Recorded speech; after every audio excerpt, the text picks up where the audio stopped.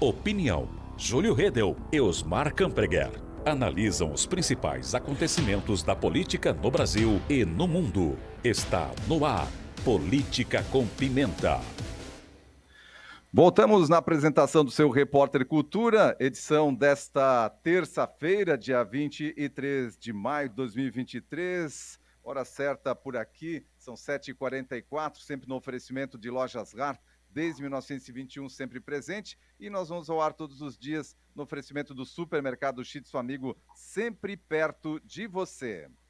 E olha, nós já estamos aqui com o pessoal do Política com Pimenta, a postos, para que a gente possa começar a nossa conversa na manhã desta terça-feira. Quero cumprimentar inicialmente aí o Júlio Redel. Muito bom dia, Júlio.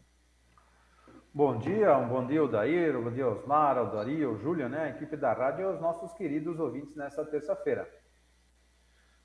Osmar Bento Campreguer, muito bom dia, seja bem-vindo. Bom dia, Odair, bom dia, Júlio, bom dia ao Júlio, bom dia ao Dori e a nossa audiência. Muito bem, eu não poderia deixar de começar a falar hoje a respeito de um assunto que eu quero ouvir a opinião de vocês também, um assunto que está tomando a mídia internacional, não só a nacional aqui também, que é essa situação do racismo sofrido lá pelo Vinícius Júnior no último final de semana, num jogo do Real Madrid contra o Valência, a torcida chamando ali, né, o Vinícius Júnior de mono, enfim, a partida parada, aí foi reiniciado, o Vinícius Júnior sendo expulso na sequência, não em função, logicamente, desse assunto, mas é óbvio que isso mexeu aí com o emocional do jogador e acabou sendo expulso da partida, também depois sofreu uma agressão, e o governo brasileiro também pedindo explicações no dia de ontem aí, podendo até gerar algum tipo de crise diplomática, mas vamos lá. Ô Júlio, esse tipo de situação nos dias atuais é inadmissível. Realmente, né, é uma situação que a gente só evidencia ainda mais o quanto se tem a necessidade de evolução do ser humano. De qualquer forma, assim, nesse caso específico, né, a gente vê aí que os próprios procedimentos e as regras que se tem não foram cumpridas, né? Nessa questão específica da partida, o próprio juiz deveria ter paralisado o jogo, né? Isso está na regra, paralisado por 10 minutos, ter ido para o vestiário, né? Se retornar e realmente acontecer de novo, o time, né, ao qual teve a sua torcida responsável deveria ter sido aí perdido os pontos, né? E as ações que deveriam acontecer isso de forma paralela à questão penal, inclusive, e as próprias ações aí da comissão de futebol lá da Espanha. Mas, assim, a gente vê que isso, de modo geral, é algo que está dentro da nossa realidade como ser humano, né? O que aconteceu lá não é diferente do que acontece aqui. Na questão diplomática, não acredito que vá surgir aí nenhuma... Vai ter uma cobrança, mas assim, não de nada muito exagerado. Agora, novamente, né, a gente tem que usar esse exemplo, né, que infelizmente aconteceu, para a gente repensar as nossas situações, né? Não sejamos hipócritas, né? Nós somos racistas na nossa grande maioria, né? Nós, povo brasileiro. Né? Nós somos racistas, nós somos preconceituosos, nós temos certos preconceitos em cima de determinados grupos, independente do que eles sejam, que a gente chama de minorias. Então, somos todos iguais. Por quê? Porque nós se achamos melhores do que outros. Isso é uma realidade do ser humano. Nascemos puros, né? Uma criança não tem esse preconceito, esse julgamento, né? Todas elas se tratam normais, em igualdade dentro de um educadário infantil, por exemplo. Agora a gente vai crescendo e a gente vai absorvendo, através das nossas convivências, nas nossas relações, justamente esses conceitos, ou esses preconceitos. Novamente, por quê? Porque nós nos achamos melhores do que os outros. Nos achamos melhores no trânsito, muitas vezes nos achamos melhores na fila do banco, na fila do mercado, lá no estacionamento, a gente já falou muitas vezes aqui, né, a pessoa que joga o lixo no chão porque ele acha que o outro é que vai poder limpar, aquele que não devolve o carrinho lá no mercado, no local adequado, porque ele acha que isso não é a função dele. Então, essas situações acontecem e são complicadas, né, no cenário atual. Há também um contrassenso, um contraponto, que eu acho que é interessante abrir um aspas aqui, igual aconteceu aí na última semana com aquele humorista, o Léo Lins, que teve aí suspensão dos seus shows, não pode sair do estado de São Paulo, né? Não sou muito adepto aí às piadas e ao gênero que ele faz, mas a gente tem que avaliar dentro de qual que é o contexto, né, que isso tudo acontece. Achei interessante que na decisão que foi gerada aí dentro do próprio Ministério Público, né, foi enquadrado como os conteúdos dele, lembrando, ele é um humorista, né, como um conteúdo depreciativo ou humilhante.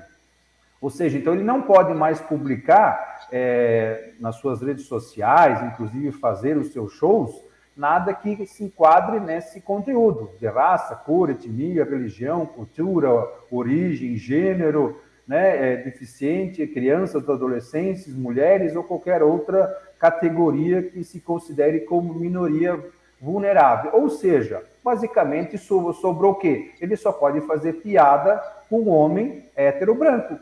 Só isso. Então, essas questões é que realmente eu acho que a gente precisa tomar muito cuidado, porque é um fio, é uma linha muito tênue, onde que é a questão do preconceito, a liberdade de expressão e todos os fatos aí que acabam gerando essas condições. Osmar, seu posicionamento é a respeito de toda essa situação de repercussão mundial, né, envolvendo esse ato racista lá na Espanha? Bom, eu creio que, embora a sociedade europeia em especial, mas a nossa também, embora esteja enriquecida e culturalmente bem resolvida, o preconceito continua presente no ser humano. E eu acho que vai demorar muito até se resolver essa questão, porque não é uma questão simplesmente de polícia, é uma questão de educação que vai levar gerações se for retomada agora essa situação.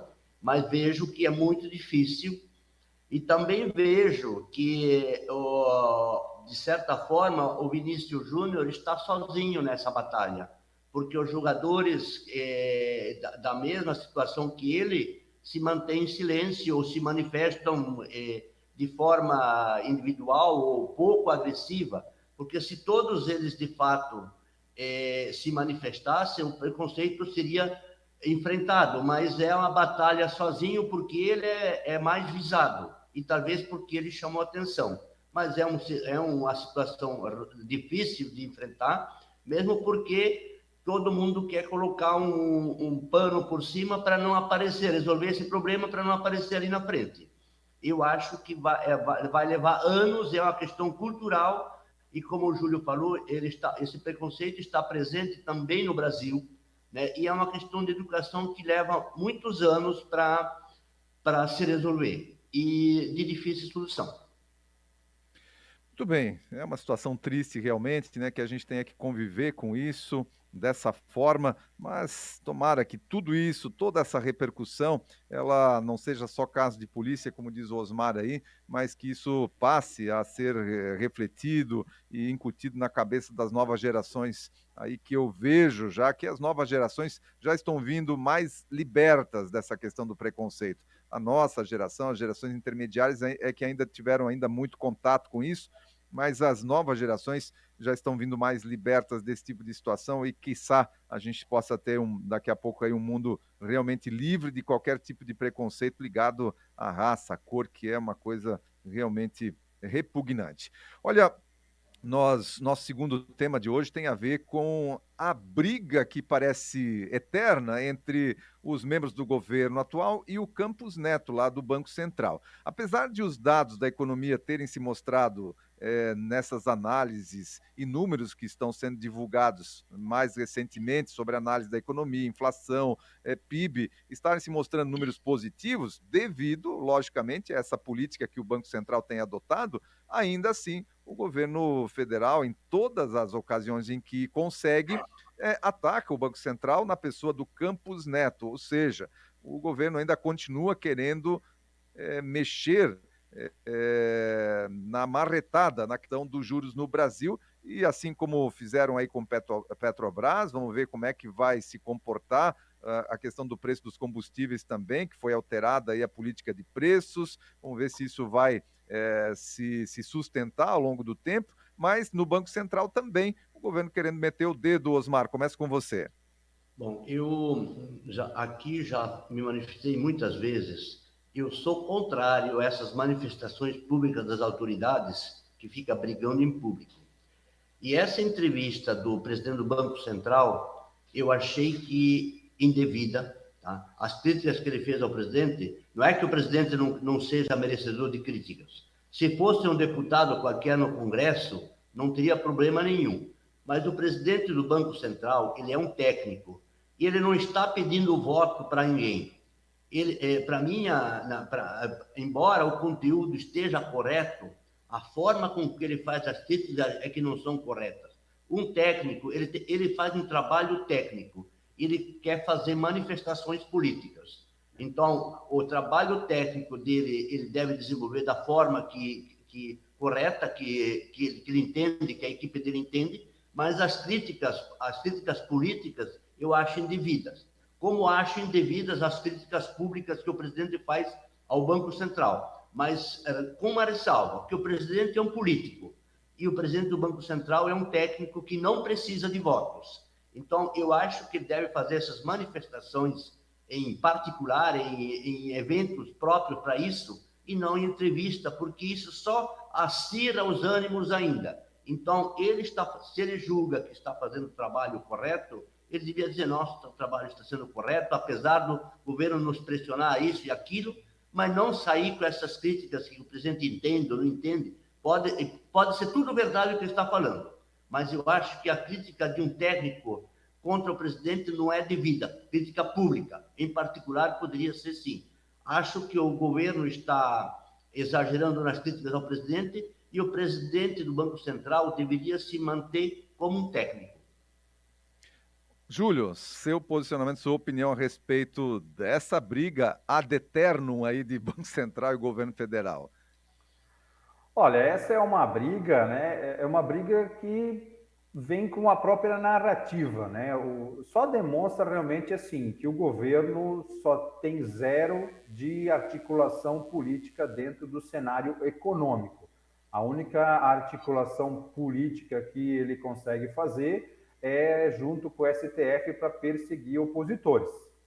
Lula começou lá recentemente, aí teve aquela crise, por exemplo, do AgriShow.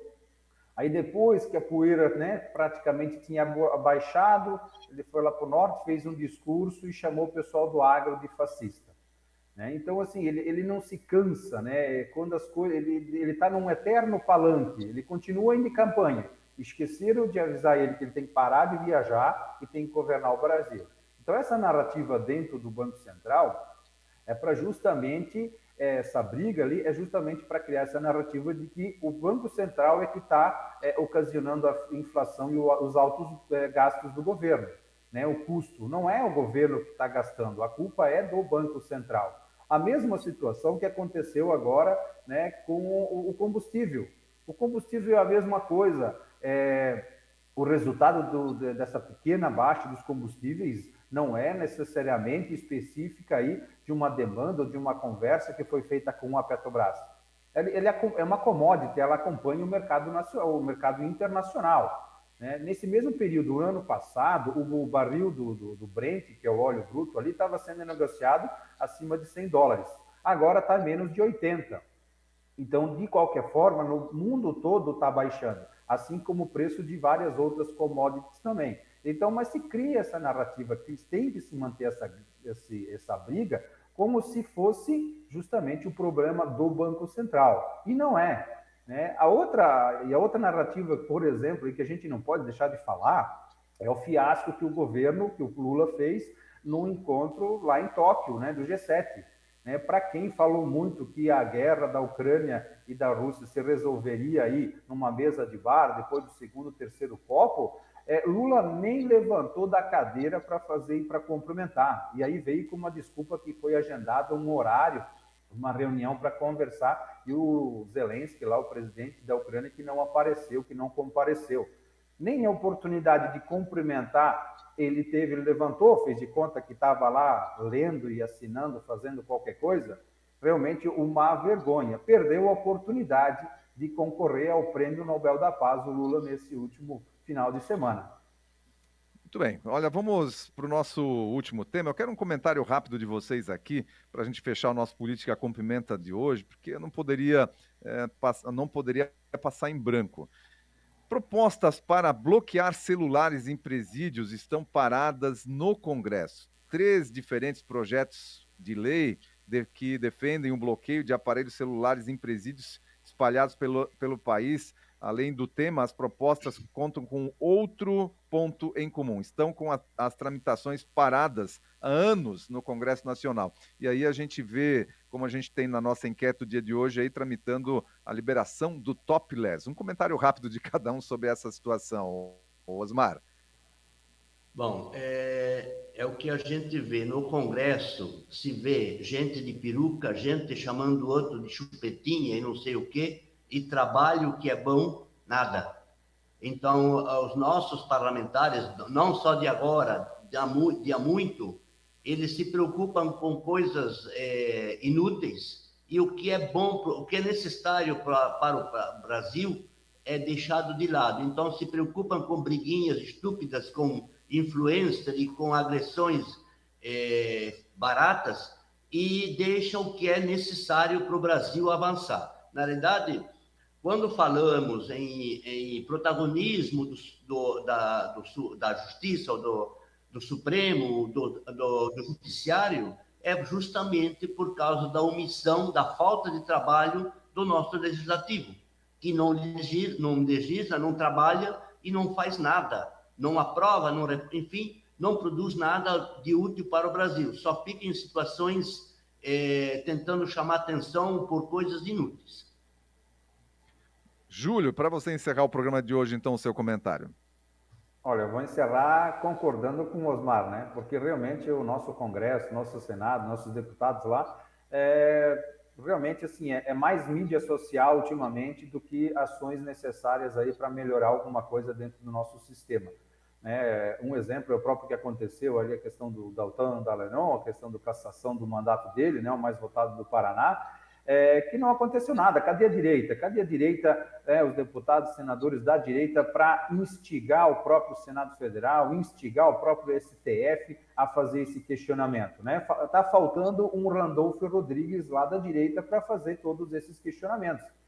Essa questão dos projetos aí, de bloqueio de celulares, me fez lembrar aí de uma matéria que eu li semana passada, justamente no G1, né? Abrir aspas aqui. Projeto do governo do estado do Rio de Janeiro, no caso, né? Prevê TVs 4K, óculos de realidade virtual e computadores para internos do complexo do Bangu, né? De Bangu, no Rio de Janeiro. Ou seja, o que eles estavam dizendo lá? Como é que se chegou nisso? Porque através da Secretaria de Educação, eles estão implementando essa questão tecnológica nas escolas. Dentro do complexo de Bangu, tem 19 escolas. Então vamos colocar também. Então, esse tipo de coisa que acaba não sendo coerente, né? Então, tem que abrir uma brecha, né? Porque, com certeza, para a educação é que não vai ser utilizado esses equipamentos. Tem que ser justamente ao contrário, né? Eu recebi um memezinho esses dias aí, também, né? Conheça a sua equipe de telemarketing que vive ligando para você. Era um recorte do pessoal do presídio falando no celular. Então, se é proibido, como é que eles têm acesso ao celular? Como é que eles recarregam os aparelhos celulares? Outra situação, estão querendo votar justamente aí a não inspeção, né, para visitas de mulheres. Quer queira que a não, revista pessoal, né? A revista pessoal íntima, né, de mulheres nos presídios. Então, se passa muita coisa por ali, tem que se manter, tem que ser o devido respeito, sim, mas a gente sabe que são coagidas e acontecem muitas coisas. Então, assim, tem que se bloquear justamente. Se é um regime fechado, é um regime que aquele detento ele tem que cumprir afastado da sociedade, os seus direitos e as suas liberdades devem ser restritas, sim. Tudo bem, né? Senão o pessoal, daqui a pouco, o pessoal lá do Rio de Janeiro, dos presídios, vai começar a treinar tiro com Counter-Strike e outros jogos, vai sair bem peco Não, lá a do lista era presídio maior, do tinha parlamento. 19 itens, videogame e tudo. Aí restringiram um pouquinho. Não é restringir, né? É proibir de vez, né? Muito bem. Olha, vamos ficando por aqui com Política com Pimenta de hoje, agradecendo a participação dos nossos comentaristas que voltam na quinta-feira, a partir daí das 7h35, com o Política com Pimenta. O Osmar Campreguer, um abraço para você, até na quinta. Abraço Daír, abraço à equipe da Agricultura, abraço Júlio e aos nossos ouvintes até quinta, então. Júlio, até na quinta. Até na quinta, Odair, Osmar, Odair, equipe da rádio, né? Os nossos queridos ouvintes, nos encontramos então na próxima quinta-feira. Um bom dia a todos.